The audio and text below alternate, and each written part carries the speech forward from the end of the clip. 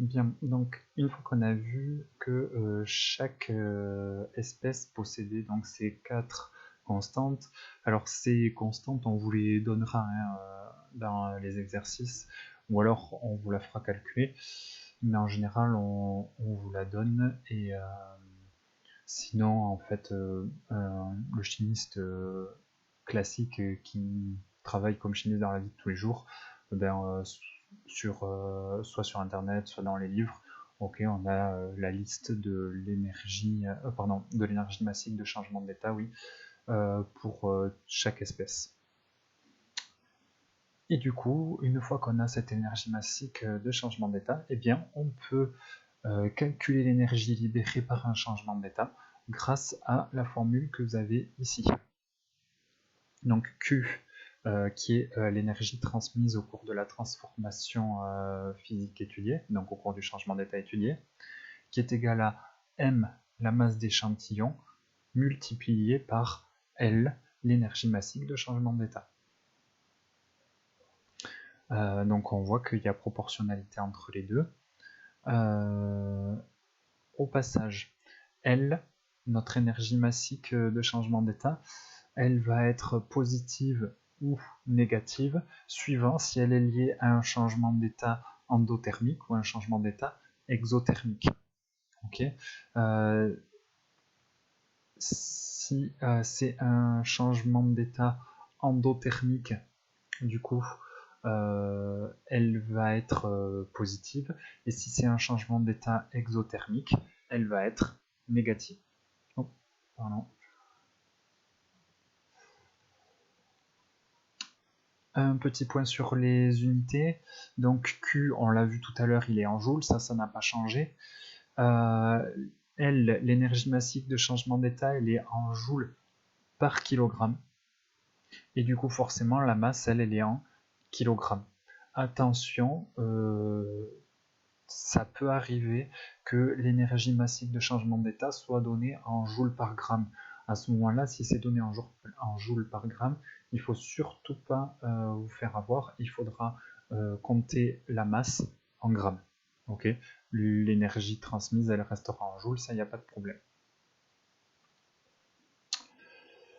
Grande transfert d'énergie lors d'une transformation chimique cette fois-ci. Okay, jusqu'à maintenant, on était dans des changements d'état, donc des transformations physiques. Maintenant, on va s'intéresser au transfert d'énergie lors des transformations chimiques. Alors, ça reste globalement pareil, c'est-à-dire que les réactions chimiques, elles peuvent être soit endothermiques, soit exothermiques, soit elles prennent de la chaleur au milieu ambiant, soit elles donnent de la chaleur au milieu ambiant.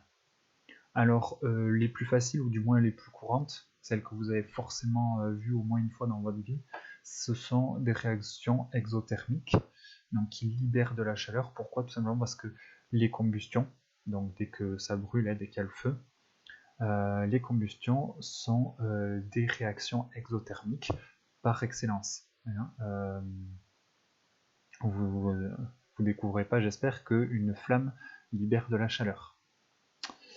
À quoi est-ce qu'on reconnaît donc les réactions chimiques exothermiques? Eh bien justement parce qu'elles dégagent de la chaleur. C'est ça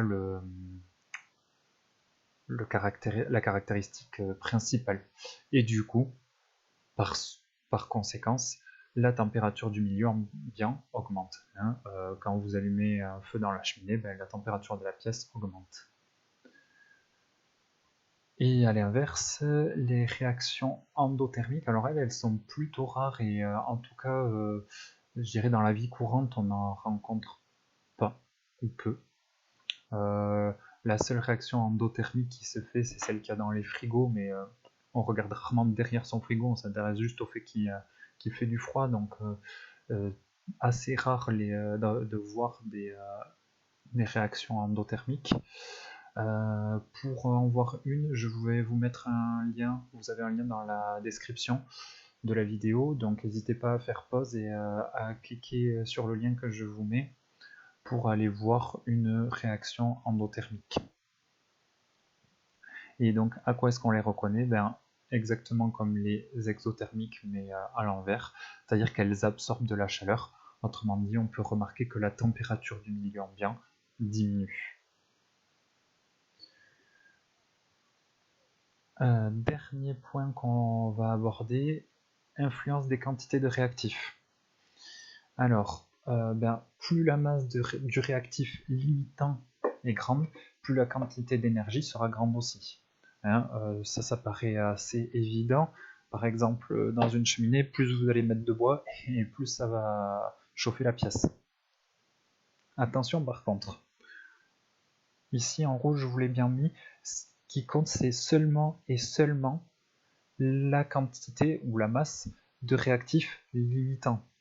Parce que le réactif annexé, il y en a beau y en avoir beaucoup, ça ne changera absolument rien parce que le réactif limitant, c'est lui qui va stopper la réaction, et dès que la réaction se stoppe, l'échange d'énergie se stoppe aussi.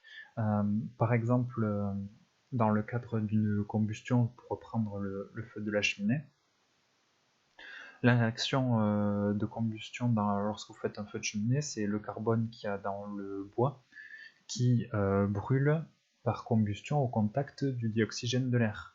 Vous êtes d'accord que dans votre pièce, ou encore pire si vous faites un feu dans le jardin, le dioxygène il est totalement illimité en quantité. Et c'est pas parce qu'il y a énormément de dioxygène dans votre pièce que le feu il va chauffer plus. Le seul truc qui va compter, c'est la quantité de bois que vous allez mettre, parce que ce sera toujours le bois qui sera réactif limitant dans le cas d'un feu de cheminée. Donc on retient bien, plus il y a de réactifs limitants, plus la quantité d'énergie est grande, ça c'est évident, mais surtout ce qu'il faut retenir aussi, c'est que le truc qui compte, c'est le réactif limitant.